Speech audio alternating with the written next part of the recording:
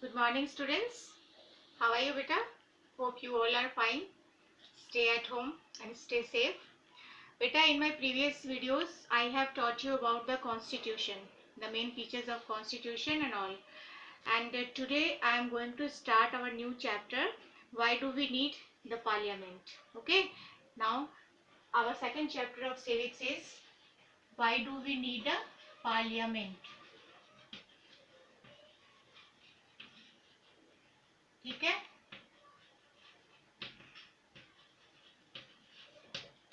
हमें पार्लियामेंट की आवश्यकता क्यों पड़ती है?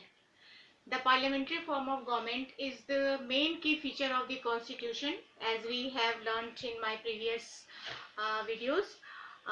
In this chapter we will read about the relationship between the citizen of a country and the government, how a citizen of a country became a decision maker, became a government maker, and how government enabled to make them the voter or the decision maker or the government maker. Okay, तो इस chapter में हम पढ़ेंगे कि किस तरह से एक सिटीजन जो है, एक नागरिक जो है, वो गवर्नमेंट बनाने में, सरकार बनाने में और कोई भी फैसला लेने में अपनी रोल को प्ले करता है, अपना महत्व वहां पर दिखाता है कि किस तरह से एक सरकार चलेगी और कैसे कोई भी जनता, कोई भी सिटीजन, कोई भी नागरिक जो है वो गवर्नमेंट के वर्क को चेक करता है.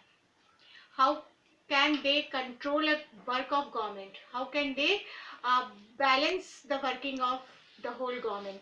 ठीक है, तो इस तरह से ये सारी बातें हम इस चैप्टर में पढ़ेंगे. और पार्लियामेंट्री फॉर्म ऑफ गवर्नमेंट तो पिछले चैप्टर में मैंने आपको बता दिया था थोड़ा बहुत उसके बारे में. तो अभी इसके अंदर और भी बहुत सारी बातें हैं जो अभी हम आपको बताएंगे. ठीक है, तो कॉपी और पेन निकाल लीजिएगा और मेन पॉइंट्स को आप नोट करते रहिएगा. बेटा,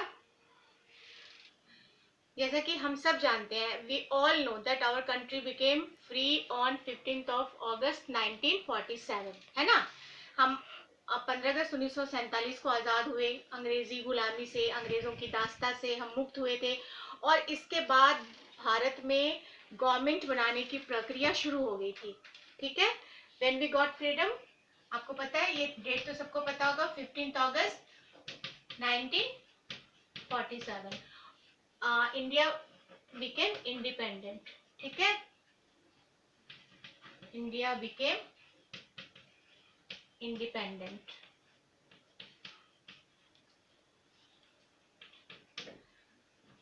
और इसके बाद से ही भारत में जो है गवर्नमेंट बनाने की प्रक्रिया शुरू हो गई और पहला चुनाव भारत में 1950 ईस्वी में हुआ था. ठीक है, 1947 में सर्वसम्मति से सबके विचारों को के आधार पर सारे जो उस समय प्रमुख नेता थे उन सब ने मिलकर के हमारे पंडित जवाहरलाल नेहरू को भारत का प्रधानमंत्री बनाया था. ठीक है, तो पहले प्रधानमंत्री पंडित जवाहरलाल नेहरू बने बिना चुनाव के, सर्वसम्मति से ये फैसला लिया गया कि उनको जो है भारत का प्रधानमंत्री बनाया जाए. लेकिन जो पहला चुनाव था, फर्स्ट इलेक्शन, है ना, वो जो है 1950 में हुआ. First election held in India.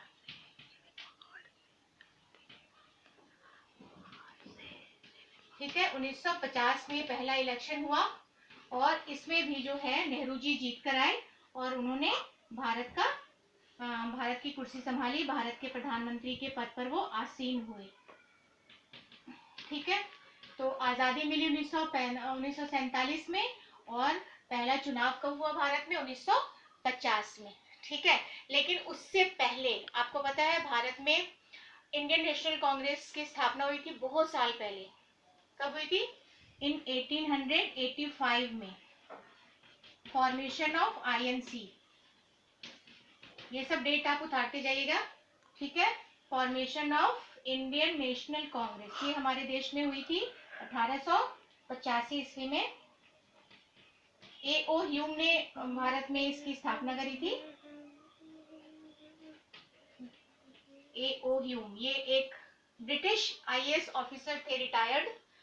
उन्होंने भारत में एक संगठन बनाने की योजना बनाई और उन्होंने इसका बीजारोपण किया, इंडियन नेशनल कांग्रेस का. ठीक है ना, भारतीय राष्ट्रीय कांग्रेस.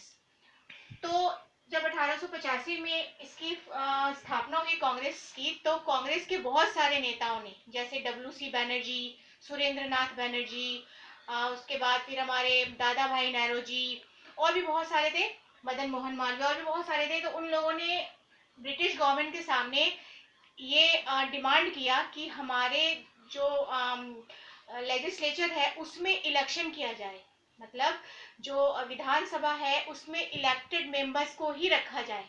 ठीक है, ये जो है डिमांड भारतीय कांग्रेस नेताओं की तरफ से अंग्रेजी सरकार के सामने रखी गई कि इलेक्टेड रिप्रेजेंटेटिव ही लेजिस्लेचर में होने चाहिए। और ये डिमांड उनका पूरा कब हुआ? 1909 ईस्वी में, 1909 में। ठीक है, ये अंग्रेजी सरकार ने भारत में ये कानून लागू किया कि भारत में जो है लेजिस्लेचर में इलेक्शन होगा और इलेक्टेड मेंबर्स ही इसमें चुने जाएंगे और इसमें आ सकते हैं, इसमें काम कर सकते हैं। और इस तरह से जब उनको इलेक्ट होकर भारत में लेजिस्लेचर में आने का अधिकार मिल गया नेताओं को, तो फिर उनको जो है अंग्रेजी शासन में हस्तक्षेप करने का, उनके डिसीजन मेकिंग के प्रोसेस को दखल अंदाजी करने का या उसमें सुधार करने का, इन सब चीजों का उनको मौका मिल गया। उनको जो है एक आधार मिल गया कि वो अपनी बात जो है वहां पे रख सकते हैं। मतलब जो जनता के हित में बात है वो रखी जाए, क्योंकि इलेक्शन होगा, जो जनता के हित में काम करेगा वही, उसी को जनता इलेक्ट करेगी। तो ये प्लस पॉइंट जो है वो इंडियन नेशनल कांग्रेस ने भारतीय राजनीति में जो है वो उनके लिए साबित हुआ, ये प्लस पॉइंट साबित हुआ कि अंग्रेजी सरकार ने भारत में लेजिस्लेचर में इलेक्शन की बात को स्वीकार कर लिया और इलेक्टेड जो रिप्रेजेंटेटिव है वो जो है वो अब गवर्नमेंट के साथ काम कर रहे हैं। इस तरह से ये सारी बातें हुई। ठीक है, और 1909 में मैंने बताया कि ये जो लॉ था, ये जो कानून बनकर आया वो पास हो गया। तो आप ये सारी चीजें उतार लीजिए, ठीक है ना। 15 अगस्त को पता ही है, तो कोई उतारने की बात नहीं, ये उतार लीजिएगा। First election held in India और formation of Indian National Congress. कुछ कांग्रेस पार्टी के लीडर्स के नाम में लिख देती हूँ, जैसे कि देखिए इसकी स्थापना मैंने बताई आपको कि A.O. ह्यूम ने किया था। इसके बाद जो इसके फर्स्ट जो इसके अध्यक्ष थे वो जैसे अभी देखिए डब्ल्यू.सी. बैनर्जी थे, वो डब्ल्यू.सी. बैनर्जी इसके पहले अध्यक्ष थे। अभी कांग्रेस पार्टी के अध्यक्ष कौन है? अभी भी है ना कांग्रेस पार्टी, इतनी पुरानी पार्टी है वो, भारत की बहुत पुरानी राजनीतिक पार्टी है, सबसे पुरानी हम कह सकते हैं। अभी आपको पता है श्रीमती सोनिया गांधी इसके अध्यक्ष हैं।